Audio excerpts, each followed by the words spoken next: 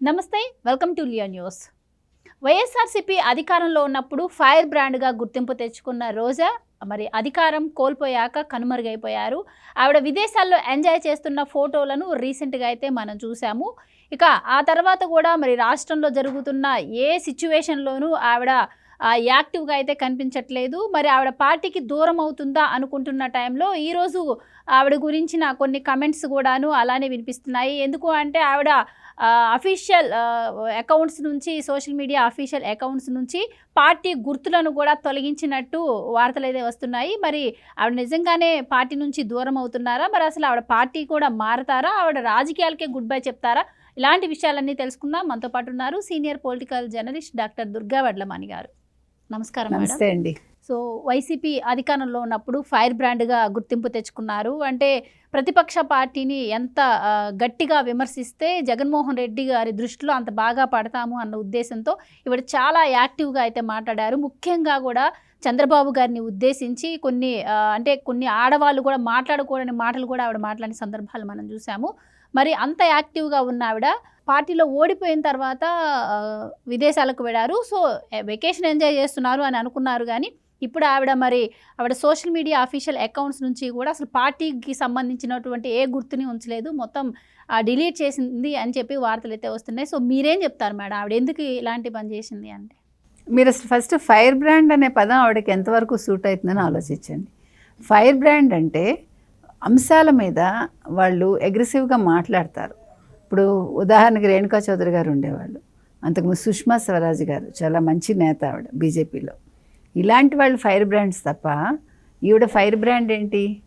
ఈవిడ booth brand. ఈవిడ అంతే కదా, బూతులకి బ్రాండ్ అంబాసిడర్స్ వీళ్ళందరూ కూడా వైసీపీలో. మీకు తెలుసా, సోషల్ మీడియాలో వాళ్ళ ఛానల్ని సపోర్ట్ చేసే ఒక జర్నలిస్ట్ ఉన్నాడు కదా, విపరీతంగా చేస్తాడు. ఆ పెద్ద మనిషి కూడా నిన్న తెలుగుదేశంలో బూతులు తగ్గాయట, చంద్రబాబు నాయుడు కంట్రోల్ చేశారట, కొత్త మాట చెప్పాడు ఆయన. అదేవిధంగా వైసీపీలో కూడా బూతులు తగ్గాయట. కానీ ఆ రోజు జగన్మోహన్ రెడ్డి వాళ్ళని కంట్రోల్ చేయకపోవటం వల్ల పార్టీ ఓడిపోయింది అని ఒక స్టేట్మెంట్ ఇచ్చాడు ఆయన. ఇక్కడ ఎందుకు చెప్తున్నామంటే, ఇప్పుడు మీరు అసలు రోజా లాంటి వాళ్ళు ఫైర్ బ్రాండ్స్ కాదు. ఫైర్ బ్రాండ్ అంటే రాష్ట్ర ప్రజలకి సంబంధించిన అంశాల మీద వాళ్ళకి న్యాయం జరగాలంటే అటువంటి అంశాల మీద మాట్లాడి పోరాటం చేసే వాళ్ళు ఫైర్ బ్రాండ్స్ తప్ప వీళ్ళు కాదు. ఇంకొకటి, రోజా ప్రస్థానం గురించి మనం డే 1 నుంచి చెప్పాం, ఎన్నికల ముందే చెప్పేశాం మనం. రోజా పార్టీలో ఉండదు, రోజా ఓడిపోయాక మద్రాసు వెళ్ళిపోతుంది, ఆవిడని జబర్దస్త్లో కూడా తీసుకోరు, సినిమా వాళ్ళు రానివ్వరు, ఆవిడ మద్రాసులోనే ఉంటుంది అని చెప్పాం మనం. ఇప్పుడు అదే జరుగుతుందా? నగర ప్రజలు రానివ్వలేదా? తిరుపతిలో ఉండలేకపోతుందా? తాడేపల్లికి వెళ్ళటం లేదా ఆవిడ? హైదరాబాద్ అంతకంటే రావట్లేదా? ఇప్పుడు ఆవిడ ఉన్నది మద్రాసులో. మద్రాసులో ఏం చేస్తుంది ఆవిడ? చెన్నైలో ఏం చేయబోతోంది రోజా అంటే, ఆవిడ ఇప్పుడు ఒక ప్రొడక్షన్ హౌస్ స్టార్ట్ చేసే అవకాశం ఉంది మన లెక్క ప్రకారం. ఎందుకంటే ఆవిడ విజయ్ పార్టీలోకి చేరాలని అనుకుంది, కానీ విజయ్ తీసుకోడు అనే ఒక వార్తలు వచ్చాయి. ఎందుకంటే ఈవిడ మీద ఆల్రెడీ స్కామ్స్ బయటపడ్డాయి మనకు తెలుసు. ఆడుదాం ఆంధ్ర కావచ్చు, సీఎం కప్పు కావచ్చు, 105 కోట్ల స్కామ్ బయటపడింది. కాబట్టి విజయ్ లాంటి వాళ్ళు ఇప్పుడు రోజా లాంటి వాళ్ళని ఆహ్వానిస్తే, ఎంత సినిమా ఇండస్ట్రీకి చెందిన వ్యక్తి అయినప్పటికీ రోజాను ఆహ్వానిస్తే అది నష్టం విజయ్కి. ఎందుకంటే మొన్నను కరుణానిధి మీద ఒక పుస్తకం రిలీజ్ అయింది చెన్నైలో. ఆ పుస్తకం రిలీజింగ్ ఫంక్షన్లో రజనీకాంత్ కూడా వచ్చి మాట్లాడారు. హిందూ ఎడిటర్ రామ్ కూడా వచ్చారు ఆ వేదిక మీద. స్టాలిన్ ఉన్నారు, ఉదయనిధి స్టాలిన్ ఉన్నారు, అందరూ ఉన్నారు. ఉన్నప్పుడు రజనీకాంత్ విపరీతంగా స్టాలిన్ని పొగిడారు. చాలా బాగా చేస్తున్నాడు, తమిళనాడులో చాలా గొప్ప వ్యక్తి స్టాలిన్ అంటే. కరుణానిధి అఫ్కోర్స్ చాలా ఆయన ఒడిదుడుకులు చూశారు, ఆయన పార్టీ పరంగా చాలా గొప్ప వ్యక్తి, రాజకీయ నేతగా కూడా చాలా గొప్ప వ్యక్తి, ఇవన్నీ మాట్లాడుతూ ఆ మాట అనేసరికి రజనీకాంత్ ఇప్పుడు ఎందుకు ఇలా మాట్లాడాడు అని ఒక చర్చ వచ్చింది. ఎందుకు వచ్చింది? విజయ్ పార్టీ పెట్టాడు. విజయ్ 26లో ఎన్నికల్లో పోటీ చేయబోతున్నాడు. సినిమాలు మానేశాడు చేయడం, గోట్ లాస్ట్ సినిమా ఇప్పుడు. సో విజయ్కి భయపడి స్టాలిన్ మాట్లాడిచ్చాడా? ఎందుకంటే విజయ్ ఎంట్రీకి భయపడింది. అంటే విజయ్కి చాలామంది ఫ్యాన్స్, మనందరికీ తెలుసు, అది విపరీతమైన ఫ్యాన్ ఫాలోయింగ్ ఆయనకుంది. కాబట్టి డిఎంకే స్టాలిన్ భయపడ్డాడా? ఎందుకంటే స్టాలిన్ మీద ఇప్పటికే ప్రజల్లో కొంచెం అసంతృప్తి ఉంది. ప్లస్ రజనీకాంత్ని వీళ్ళు వాడుకుంటే దానివల్ల ఒరిగేది ఏమి ఉండదు నా లెక్క ప్రకారం. రజనీకాంత్ ఎందుకంటే ఆయన రాజకీయాల్లోకి ఎప్పుడో వద్దామని అనుకున్నారు, కానీ ఎప్పటికప్పుడు ఆయన వాయిదా వేసుకుంటూ ఇప్పుడు కాదు ఒక 25 ఏళ్ల నుంచి ఇది నడుస్తోంది.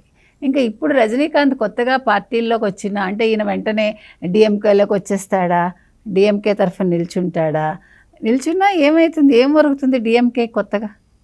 డిఎంకే అనేది ఎస్టాబ్లిష్డ్ పార్టీ కదా.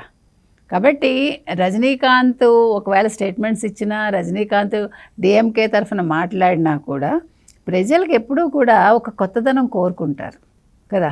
ఇప్పుడు ఆ కొత్తదనం కోసమే కదా వైసీపీకి వాళ్ళు ఓట్లు వేసి గెలిపించుకున్నారు జగన్మోహన్ రెడ్డిని ఒక్క ఛాన్స్ అంటే. ఆయన ఏంటో చూపించుకున్నాడు, ఇంటికి వెళ్ళిపోయాడు. అక్కడితో ఆ పార్టీ పని అయిపోయింది, వైసీపీ పని అయిపోయింది. వేరే ఇవాళ విజయ్ అనేవాడు కొత్తవాడు, అంటే పార్టీల పరంగా మాట్లాడుతున్నాం, ఇది సినిమాల పరంగా కాదు. సో కాబట్టి విజయ్కి ఈరోజు రేపొద్దున నెగ్గుతాడు అనే అనుకోవచ్చు, మనం తెలియదు మనకి. ప్రజలకు ఇష్టమైతే నిమిషంలో అతన్ని ఒక నేతను చేసేస్తారు.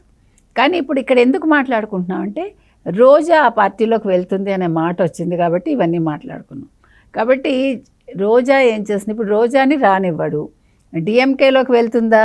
డిఎంకేలోకి వెళ్తే దీనికి అసలు ఎంతవరకు గుర్తింపు ఉంటుంది మనకు తెలియదు. ఇప్పుడు డిఎంకేలో కొంతమంది నటీమణులు వెళ్ళారు, నటులు వెళ్ళారు, రాధిక వెళ్ళారు, శరత్ కుమార్ వెళ్ళారు, మనందరికీ తెలుసు, చాలామందే ఉన్నారు అప్పట్లో. కాబట్టి ఇప్పుడు రోజా తీసుకునే నిర్ణయాలు ఏ పరంగా ఉంటాయంటే ఇవాళ సోషల్ మీడియాలో వైసీపీకి సంబంధించిన గుర్తులు కావచ్చు, లేదు జగన్మోహన్ రెడ్డి ఫోటో కావచ్చు తొలగించేశారని తెలుస్తుంది. సో దీన్ని బట్టి మనకి ఏమర్థమవుతుంది, ఆవిడ తిరిగి తాడేపల్లిలో అడుగుపెట్టదు, ఆవిడ నగరిలో అడుగుపెట్టదు. వచ్చినా తిరుపతి రావచ్చు, ఆవిడ పనులు ఉన్నప్పుడు వస్తుంది, ఆవిడ హైదరాబాద్ వస్తే రావచ్చు, కానీ రాజకీయంగా ఆవిడ ఇంకా ఆంధ్రాలో అడుగుపెట్టదు. దాని అర్థం అది. ఎందుకంటే ఆవిడ ఘోర పరాభవం, అది ఘోర పరాజయం కూడా. ఎందుకంటే ప్రజలు తరిమి కొట్టారు. దానికి ఆవిడ అహంకారం కారణం, ఆవిడ నోరు కారణం. ఇప్పుడు నువ్వు ఉండు, ఏ పార్టీలోనైనా ఉండు, ప్రజలు ఒకటే చెప్తారు, నువ్వు నీ నాయకుడి పరంగా మాట్లాడు, తప్పులేదు, కానీ నాయకుళ్ళు దేవుళ్ళు కాదు, అది గుర్తుపెట్టుకోవాలి. ఎలక్షన్స్లో ఓడిపోయాక కూడా ఎప్పుడైతే జగన్మోహన్ రెడ్డి నాయకులకు అందరికీ కూడా మీటింగ్ పెట్టారో అప్పుడు కూడా ఈవిడ కొన్ని వ్యాఖ్యలు అయితే చేశారు. ఆ తర్వాత నుంచి ఇంక ఈవిడ ఎప్పుడు మీడియా ముందుకు వచ్చిన సందర్భం లేదు. అప్పుడు కూడా మాకు పార్టీలు మేము ఓడిపోయామనే కానీ మాకు 40% ఓటు బ్యాంక్ ఉంది, మళ్ళీ మేము వచ్చేసారి అధికారం చేపడతామని చెప్పడం కావచ్చు.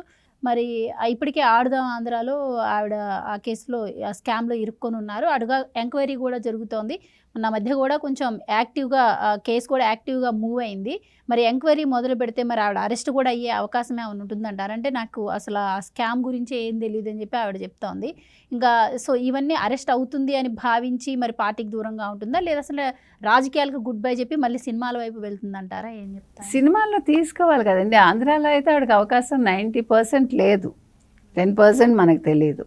మరి తమిళ్లో ఏదైనా అవకాశాలు వచ్చినా ఇప్పుడు ఎంత మంచి పెద్ద అవకాశాలు వస్తాయండి, హీరోయిన్గా కాదు కదా, ఏదైనా ఒక తల్లి క్యారెక్టరో అక్క క్యారెక్టరో చెయ్యాలి. సో అవి చేసుకోవచ్చు. లేదు తను ప్రొడక్షన్ హౌస్ పెట్టుకుని ఏదైనా ఇట్లా గేమ్ షోస్ లాగానో లేకపోతే మరొకటో చేసుకోవాలి. ఎందుకంటే ఇప్పుడు విజయ్ అయితే రానివ్వకపోవచ్చు పార్టీలోకి, కాబట్టి ఇంకా వేరే పార్టీ వాళ్ళు తీసుకుంటారా ఈవిడ్ని అంటే కూడా ఈవిడ రాజకీయ భవిష్యత్ అయితే మనకి ప్రశ్నార్థకంగానే కనిపిస్తోంది. సో ఏది ఏమైనా ఇవాళ రోజా చేసిన పనికి ఇప్పుడు జగన్మోహన్ రెడ్డి ఏ రకంగా ఫీల్ అవుతాడు, నా చెల్లెమ్మ ఇలా చేసిందని బాధపడతాడా అంటే మరి నెత్తిన పెట్టుకున్నాడు కదా. నిజం చెప్పాలంటే ఇవాళ ఆర్థికంగా అంత బలంగా ఆవిడ ఉన్నారు అంటే అప్పుల నుంచి ఆర్థికంగా మరి బలంగా ఆవిడ ఎదిగింది కదా, దానికి కారణం జగన్మోహన్ రెడ్డే కదా. అవినీతి సొమ్ము ఆవిడ మూటగట్టుకుంది, అందుకు తగ్గట్టుగా ఆవిడ నోరు బాగా ఉపయోగించింది. కాబట్టి ఇవాళ జగన్మోహన్ రెడ్డికి ఒక రకంగా పాపం బాధాకరమైన విషయం ఇవన్నీ కూడా. ఇంత నెత్తిన పెట్టుకున్న ఒక్కొక్కళ్ళు జారుకుంటున్నారని భావిస్తాడు. అయితే ఒకట్లేండి, జగన్మోహన్ రెడ్డి ఇలాంటి విషయాల్లో కొంచెం అంత బాధపడ్డనే మనం అనుకుంటున్నాము. ఏది ఏమైనా రోజాకి భవిష్యత్ అనేది ఒక ప్రశ్నార్థకంగా మిగిలింది. Right madam, thank you so much.